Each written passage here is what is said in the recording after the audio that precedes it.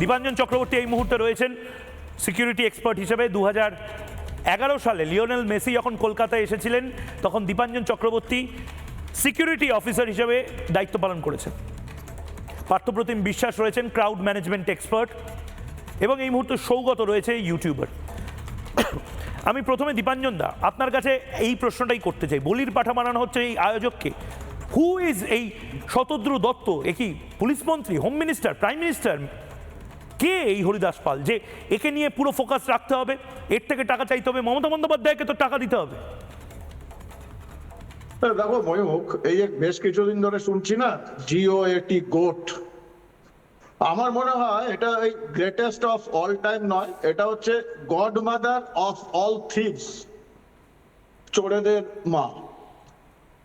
তোমার প্রশ্নের উত্তর ওটাই যে কে দায়ী। দেখো, এই যে শতদ্রুর কথা বলছো, আমরা তো এই শতদ্রু বাংলায় বারবার দেখেছি। সেই শতদ্রুর নাম কখনো কুণাল ঘোষ হয়ে গেছিল, সুদীপ্ত সেন হয়ে গেছিল নারদার পরে। সেই শতদ্রুর নাম ওই সঞ্জয় রায় হয়ে গেছিল অভয়া হত্যাকাণ্ডের পরে। এখন একটা শতদ্রু ওরা পেয়ে গেছেন, কারণ উনি খুঁজে বার করেন। সমস্যাটা কোথায় জানো তো ময়ূক? আমরা কিন্তু একটা জিনিস ভুলে যাই, এই যে মেসির সঙ্গে যে ঘটনা ঘটলো, যে টাটা চলে গেল, এগুলো কিন্তু সিমটমস। আসল রোগটার নাম হচ্ছে বাংলার মুখ্যমন্ত্রী।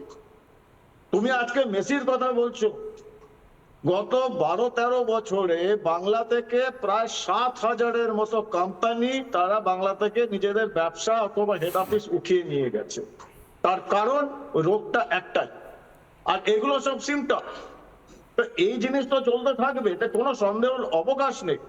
2011-তে যে মেসিকে এনেছিল সেলিব্রিটি ম্যানেজমেন্ট গ্রুপ, ভাস্বর আর ধরমজিৎ, তুমিও তখন দেখেছো, তারাও তো ছিল ভাই ইভেন্ট ম্যানেজার বলো, স্পোর্টস প্রমোটার বলো।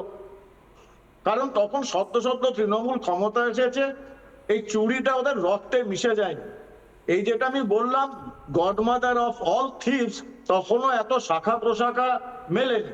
তখনও বোধহয় ওই মেসিকে যারা ওই দুই শুনছিলাম, দুই মূর্তিমান মন্ত্রীর যে লড়াই চলছিল, তো তখনও বোধহয় একজন রোল বিক্রি করছিল লেফট টাউনে, আরেকজন বোধহয় আলু টালুর দোকান ছিল বা মোগলাইয়ের দোকান ছিল টালিগঞ্জে। এখন তারা ফুলে ফলে বেড়ে উঠেছে। এখন সমস্যাটা এই জায়গায়, শতদ্রু কেন? যে কোনো লোককে আনলেও সেখানে এই ঝামেলাটা হবে, কারণ হয় তুমি বিজনেস করতে পারবে না, আর যার জন্য বাংলা থেকে 7,000 কোম্পানি চলে গেছে, আর না হলে তোমাকে এই অরূপ বিশ্বাসের মতো লোক, সুজিত বোসের মতো লোকদের কথা মেনে চলতে হবে। তার পরিণতি এটাই হয়। ওই সুদীপ্ত সেন, সঞ্জয় রায়, কুণাল ঘোষ তো আবার এখন এসে অন্যান্য গান গাইছেন, যাকে ওনার নাম না উচ্চারণ করাটা বেটার।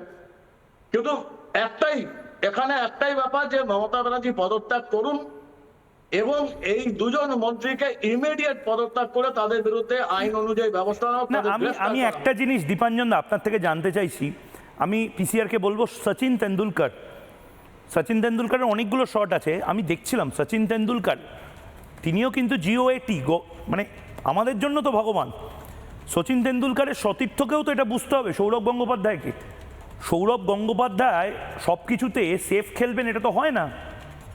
সৌরভ গঙ্গোপাধ্যায় তিনি প্রথম থেকে ইভেন্টের ব্যাপারে জানতেন।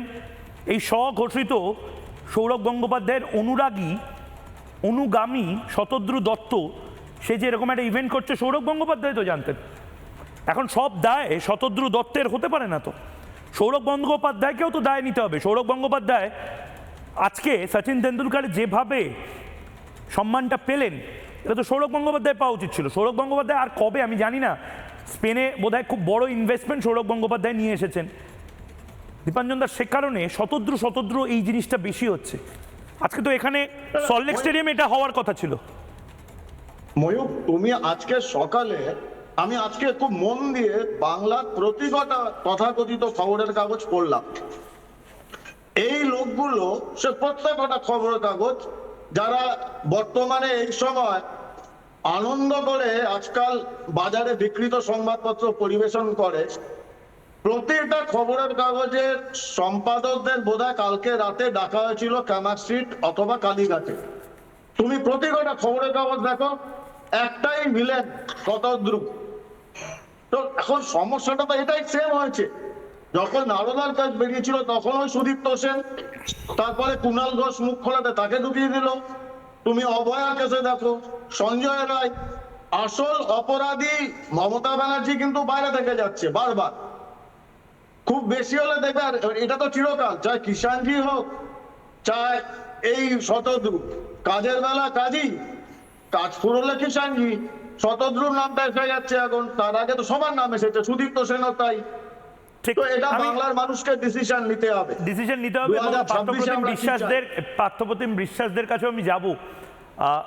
নানা ধরনের কন্টেন্ট দেখার জন্য লাইক করুন, শেয়ার করুন আমাদের ফেসবুক পেজ, সাবস্ক্রাইব করুন আমাদের ইউটিউব চ্যানেল।